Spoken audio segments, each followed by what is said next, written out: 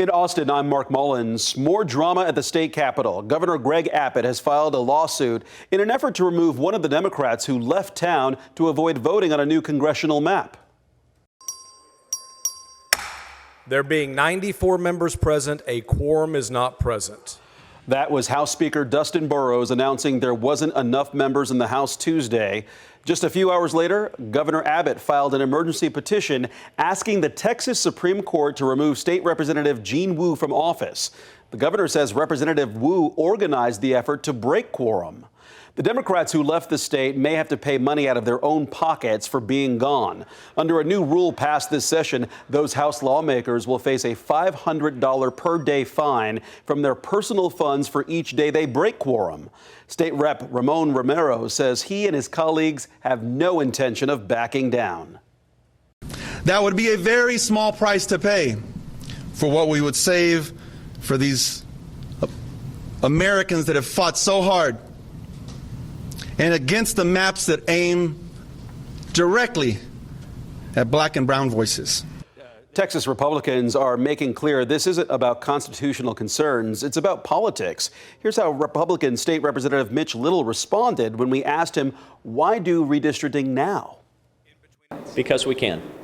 We have the numbers. We have the opportunity. We've certainly got the time to be here in a special session, and we can deliver it for the people of Texas. Members of the House have until Friday to return. Attorney General Ken Paxton says if the Democrats are not back by then, he will go to court to try to get their seats declared vacant. However, legal experts we spoke with say state law does not explicitly say that being absent means lawmakers forfeit their elected office. An Austin couple is suing the city and APD officers and supervisors over a 2023 SWAT operation that they say left their home with thousands of dollars worth of damage. That operation on Channel Island Drive involved their neighbor, Dwayne Brzezowski. At the time, police were conducting a welfare check and say Brzezowski opened fire, so officers ran for cover. In a new lawsuit filed in federal court, Glenn and Mindy Shield, who own the home across the street, say an officer hid in their garage during the shootout. He's on the porch with a shotgun. Oh, God! Shots fired. The Shields say they didn't know the person in their garage was a police officer, and when they went to see who it was, they say another officer threatened to kill them, and they were detained for hours despite having nothing to do with what was going on with their neighbor. In the lawsuit, they also claim officers, quote, methodically ransacked their home, destroying their front doors and walls, and rupturing a gas line during the standoff. The Shields filed a claim to get the city to get $23,000 for repairs, but the city denied their claim. The Texas Education Agency approved a turnaround plan for Austin ISD as it tries to boost grades at 3 failing middle schools. Burnett, Webb, and Dobie received their second consecutive unacceptable rating back in 2023. The schools will stay open, but there will be staffing changes. If campuses receive failing grades for long enough, the state can take over the district. Voters who live in Manor ISD will decide on a $385 million bond proposal this November. The district says the bond will improve campus safety, upgrade classrooms, and boost technology without raising tax rates for homeowners. The bond breaks down into 3 parts. Proposition A covers safety improvements, facility upgrades, and new school buses.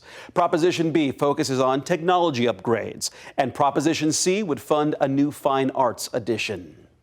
TxDOT officials say work to rebuild the Cow Creek Bridge is more than halfway done. Construction started a little over 2 weeks ago. The bridge is a vital connector between Lago Vista and Marble Falls, and people that regularly use it have been forced to taking massive detours without it. The Williamson County Regional Animal Shelter will be getting a much-needed expansion soon. Williamson County commissioners approved a $1 million contract with architects to design a new 2-story addition. Malia Masumoto spoke with shelter staff about how this could help with overcrowding.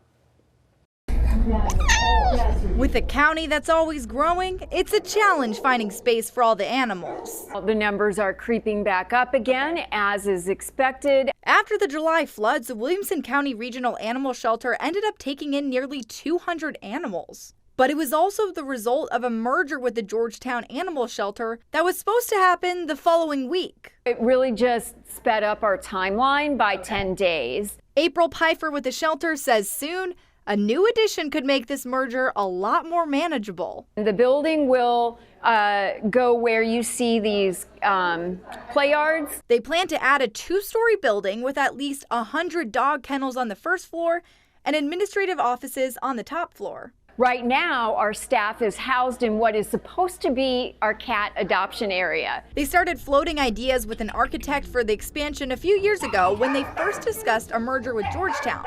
Now some of their dogs have to be housed at the Red Poppy Adoptique at the Georgetown shelter, but once this new building is done, all the animals will be back under one roof.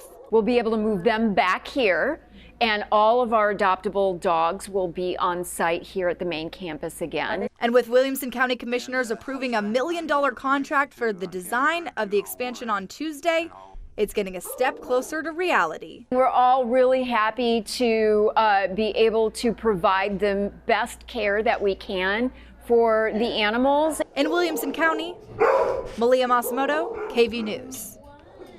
Well, the Cedar Park-based aerospace company Firefly is preparing to go public, and if you're planning to get in on the action, it's going to cost you more than we previously thought. According to the filing with the U.S. Securities and Exchange Commission, the company bumped up the price range for shares in its initial public offering from between $35 and $39 to between $41 and $43. That bump pushes the company's valuation to more than $6 billion. Firefly plans to trade on NASDAQ under the symbol FLY. The SEC is still reviewing the company's IPO right now, and a launch date has not yet been announced. We now know who will headline each night of the Austin City Limits Music Festival. Luke Combs will close out the night one on the American Express stage both weekends, followed by Sabrina Carpenter and Doja Cat on Saturday and Sunday. Hozier will close out the night on the T-Mobile stage both Fridays. The Strokes and John Summit will take the stage Saturday and Sunday nights. The festival runs the first 2 weekends of October. And those are the headlines in Austin. I'm Mark Mullins.